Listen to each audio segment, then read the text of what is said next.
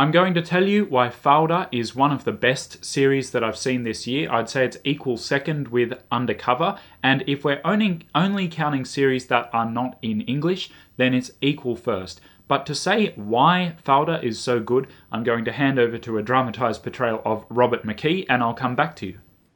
Nothing happens in the world? Are you out of your mind? People are murdered every day.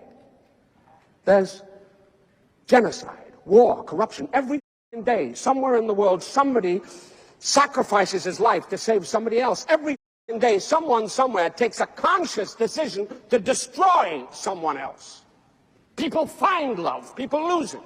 For Christ's sake, a child watches a mother beaten to death on the steps of a church. Someone goes hungry. Somebody else betrays his best friend for a woman.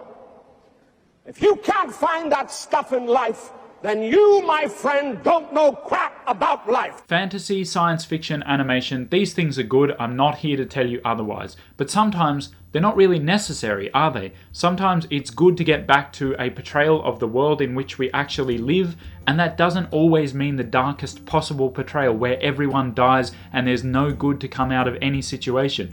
A lot of people think that real-world portrayals mean that, but I think it means this: Fauda, chaos, where characters can be good people who do bad things, chaos in which people have ideals that are at odds with the world that they find themselves in. I've been calling it Fauda because that's how it's written, but last night an Iraqi woman told me that it's actually pronounced Fauda. So, I don't know. I loved Fauda because when it was tense, when it was exciting, the tension wasn't manufactured out of characters making decisions that real people would just never make, or doing or saying overly dramatic things that no person has ever said, or reacting to situations in a completely ridiculous fashion. That's okay for a little while, but it gets old very fast. It sounds strange, but it's actually refreshing to see people when at war in the Middle East and they're attacked by gunfire and they will pull out their own guns and shoot back. I'm not going to get into politics because A, I know very little about it, and B, probably even mentioning the Palestine thing would get this video demonetized if it ever were to be monetized, and C, this series isn't actually about politics. This series is about people who are in a political and religious war.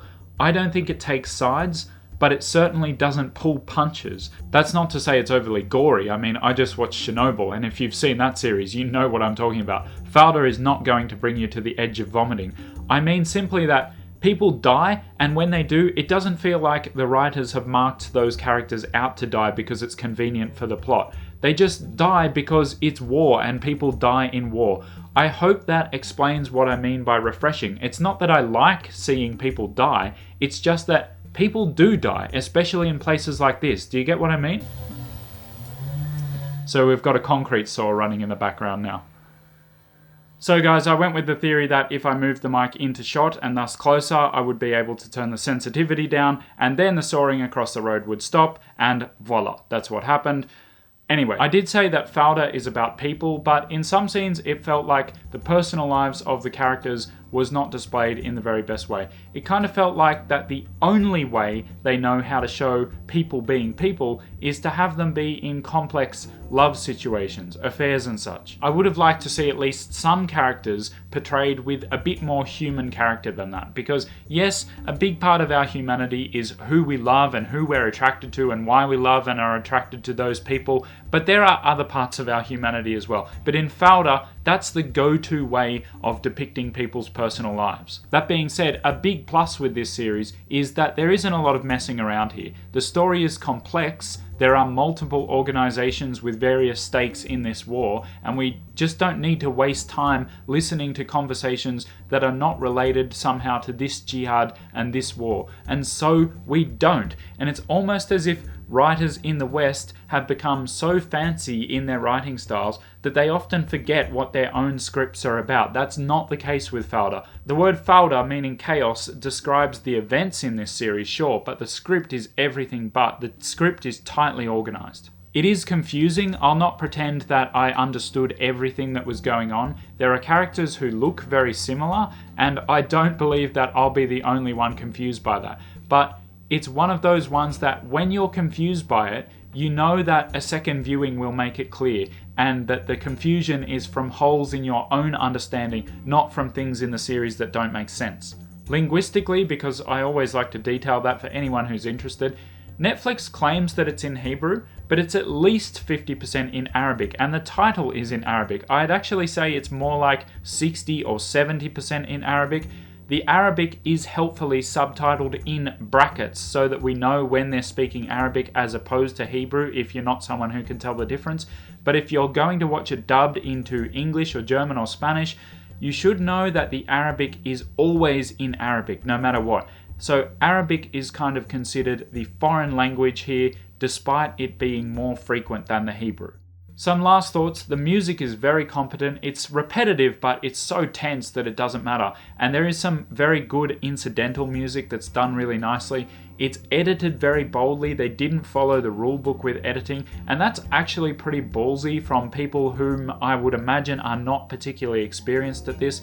And lastly, the cinematography is fantastic. There are no tripods used at all. It's all that sort of gyrocam or steadicam where the camera is always slightly moving, and the action makes sense and is followable as we watch it, and it's fast-paced, it's fun to watch. The action sequences are maybe not the most incredible you've ever seen if you're used to really high-budget American movies, like 2-hour movies, but bearing in mind that this is a 7-hour series and it's from the Middle East, this is really nothing to complain about.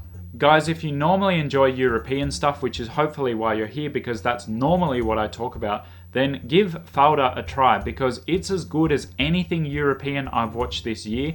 It's probably somewhere in my top 20 series of all time. Speaking of which, one viewer asked me to do a sort of quick top 20 or quick rundown of the European series that are good and bad.